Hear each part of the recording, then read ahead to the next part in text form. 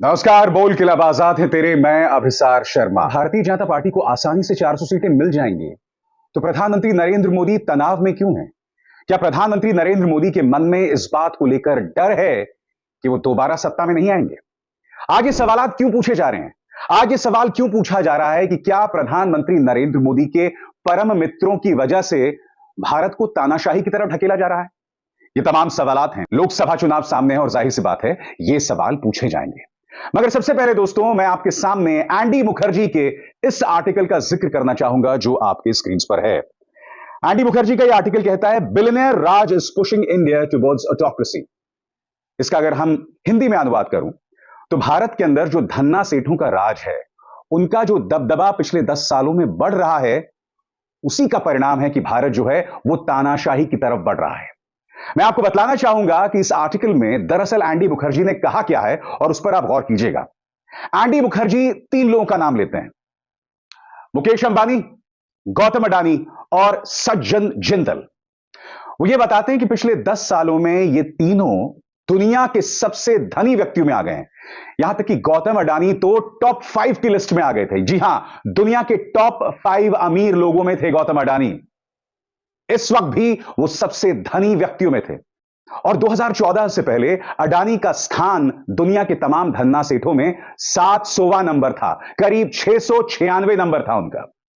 मगर जैसे ही प्रधानमंत्री नरेंद्र मोदी सत्ता में आते हैं, गौतम अडानी का स्थान दुनिया के टॉप 5 धन्ना सेठों में आ जाता है। एंडी मुखर्जी अपने इस आर्टिकल में लिखते हैं कि ये लोग अपने प्रोडक्ट्स को बेचकर या अपने बिजनेस हुनर दिखाकर अमीर नहीं बने। ये लोग इसलिए अमीर बने क्योंकि मोदी सरकार ने इन्हें बहुत अच्छे अच्छे कॉन्ट्रैक्ट्स दिए।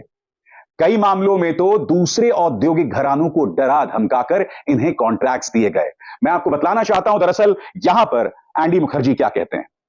The Modi government rewarded large businesses with tax cuts and awarded them prize monopoly assets like airports. The billionaires got juicy deals when buying bankrupt firms and lobbied, often successfully, for protectionist trade policies. At the same time, India's rules on foreign direct investment protected the national team from muscular global rivals. इसका हिंदी में अनुवाद यह किया जाएगा दोस्तों कि मोदी सरकार ने इन धन्ना सेठों को विदेशी प्रतिस्पर्धा से बचाया। जो विदेशी प्रतिस्पर्धा करने वाली थी या जो विदेशी औद्योगिक घराने थे, उनसे बचाया। न सिर्फ वो किया दोस्तों, बल्कि देश के अंदर भी बहुत आसानी से कई कॉन्ट्रैक्ट्स दे दिए, मसलन एयरपोर्ट्स। और यहां पर मिसाल दी जाती है जीवीके ग्रुप और अडानी की। मैं आपके सामने कुछ तारीखें रखना चाहता हूं जिस पर आप गौर कीजिएगा। सबसे पहले जून 2020। जून 2020 को दोस्तों सीबीआई जीवीके ग्रुप के खिलाफ केस दर्ज करती है क्रिमिनल कॉन्स्पिरेसी और फ्रॉड के मामले में, एक 705 करोड़ के घोटाले में। जीवीके ग्रुप वो था दोस्तों जिसके पास एयरपोर्ट्स का कॉन्ट्रैक्ट था, हवाई अड्डों का कॉन्ट्रैक्ट था। मगर रहस्यमय तरीके से जून 2020 को सीबीआई रेड मारती है एक कथित 705 करोड़ के घोटाले में। अब इस तारीख पर गौर कीजिए दोस्तों, अगस्त 2021 यानी कि ठीक 1 साल बाद। यह रेड कब मारी जाती है दोस्तों? जब देश कोरोना का सामना कर रहा होता है, क्योंकि कोरोना की आड़ में बहुत कुछ हुआ। कोरोना की आड़ में मध्य प्रदेश की सरकार को गिराया गया और कोरोना की आड़ में महाराष्ट्र की सरकार को भी चुनौती मिल रही थी और कोरोना की आड़ में जीवीके ग्रुप पर सीबीआई जो है वो रेड मारती है। ठीक 1 साल बाद गौतम अडानी कंपनी में 74% स्टेक खरीद लेते हैं, हिस्सेदारी खरीद लेते हैं। नतीजा क्या होता है? जिस हवाई अड्डे पर जीवीके का कब्जा था वो अब गौतम अडानी के हाथ में आ जाता है। तारीख पर गौर कीजिए, अगस्त 2023। और फिर 2 साल बाद सारा खेला पलट जाता है। जनवरी 2023 को CBI court finds no corruption by public officials in GVK scam, case transfer to magistrate court. इसका हिंदी में अनुवाद यह है कि सीबीआई को इस मामले में अधिकारियों में कोई भ्रष्टाचार नहीं दिखाई देता, मामले को मजिस्ट्रेट कोर्ट के सुपुर्द कर दिया जाता है। अब गौर कीजिए कि एंडी मुखर्जी ने अपने आर्टिकल में क्या कहा था। चाहे सज्जन जिंदल हो, चाहे मुकेश अंबानी हो, चाहे गौतम अडानी हो, ये लोग धन्ना सेठ इसलिए नहीं बन गए क्योंकि इन्होंने दुनिया को अपना प्रोडक्ट बेचा, दुनिया में अपना नाम कमाया। ये लोग धन्ना सेठ इसीलिए बने क्योंकि मोदी सरकार इनकी लगातार मदद कर रहा था। और ये बात सामने कहां उभर कर आती है? ये बात सामने तब उभर कर आती है जब chief justice of India DY Chandrachud की बदौलत देश के सामने गुप्त चुनावी चंदे का मामला सामने उभर कर आता है।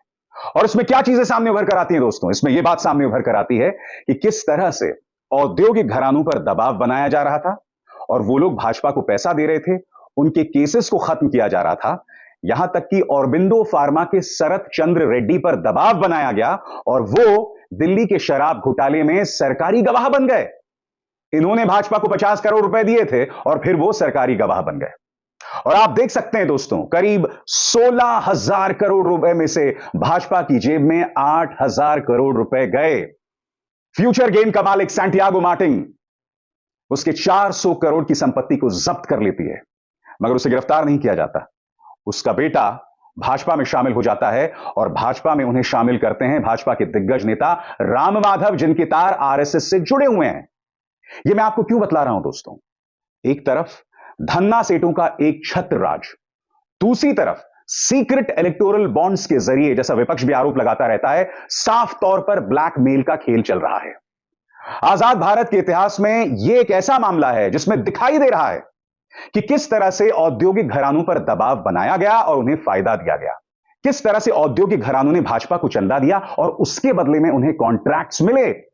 ढेरों ऐसी मिसालें हैं। मगर फिर लोगों के जहन में यह सवाल होगा कि मोदी सरकार खुलेआम ऐसा क्यों कर रही थी? इसके दो कारण हैं दोस्तों। सबसे पहला कारण, जैसे ही गुप्त चुनावी चंदे का मामला सामने उभर कर आया, आपने देखा होगा कि मुख्य धारा का मीडिया जो भारत के 99% घरों में पहुंचता है, उसमें इसको लेकर कोई चर्चा नहीं थी। चर्चा बहुत दूर की बात है, भाजपा सरकार को कटघरे में भी खड़ा नहीं किया गया, भाजपा से कठिन सवाल भी नहीं पूछे गए। ये तो मेरे जैसे पत्रकार थे या न्यूज क्लिक जैसे मंच थे जो आपके सामने ये मुद्दा लगातार लाते रहे। यानी कि भाजपा को यह बात पता है कि बेशक प्रधानमंत्री नरेंद्र मोदी अपने परम मित्रों को फायदा पहुंचाते रहे, गोदी मीडिया उसे कभी नहीं उठाने वाला है। और दूसरी बात, राम मंदिर की प्राण प्रतिष्ठा और इसी से जुड़ा हुआ है धर्म का मुद्दा। भाजपा जानती है कि उसने देश की जनता को धर्म का धतूरा चटा दिया है। उसने देश की एक बहुत बड़ी आबादी में यह बात जो है वो डाल दी है उसके दिमाग में, हिंदू खतरे में है, अगर हम सत्ता से चले गए तो मुगलों का राज आ जाएगा। यानी कि एक तरफ वो अपने धन्ना सेठों को फायदा पहुंचाते रहे और दूसरी तरफ जनता को धर्म के नाम पर बरगलाते रहे, मूर्ख बनाते रहे, ब्रेन वॉश करते रहे। यही वजह है कि जनता का ध्यान इन मुद्दों पर नहीं जा रहा था और समानांतर तौर पर देश के लोकतंत्र को नुकसान पहुंचाया जा रहा था। विपक्ष के नेताओं पर अनाप शनाप अनर्गल केस किए जा रहे थे। मसलन अगर आप दिल्ली के शराब घोटाले को भी देखें तो इस मामले में केजरीवाल को भी जेल में डाल दिया गया है। और आप जानते हैं इस मामले में भाजपा के या ईडी के स्टार गवाह कौन है? ऑरबिंदो फार्मा के शरत चंद्र रेड्डी, जिन्होंने भाजपा को गुप्त चुनावी चंदे में 50 करोड़ रुपए दिए थे और बाद में गिरफ्तारी से बच गए थे और बाहर आ गए थे। और अब जाहिर सी बात है सरकारी गवाह बन गए हैं तो इनकी जो गर्दन पर तलवार है वो भी हट गई है। समानांतर तौर पर विपक्ष पर निशाना साधा जा रहा है। आम आदमी पार्टी का वजूद खत्म किया जा रहा है। राहुल गांधी को अलग अलग केसेस में फंसाया जा रहा है। उनकी तो सांसदी भी चली गई थी, उनका सांसदी वाला मकान उनसे छीन लिया गया था। दूसरी तरफ तेजस्वी यादव पर भी साफ तौर पर निशान दिखाई दे रहा है। और सबसे शॉकिंग बात, इस मुद्दे पर अदालतें पूरी तरह से खामोश हैं। विपक्ष के नेताओं को जेल में डाला जा रहा है।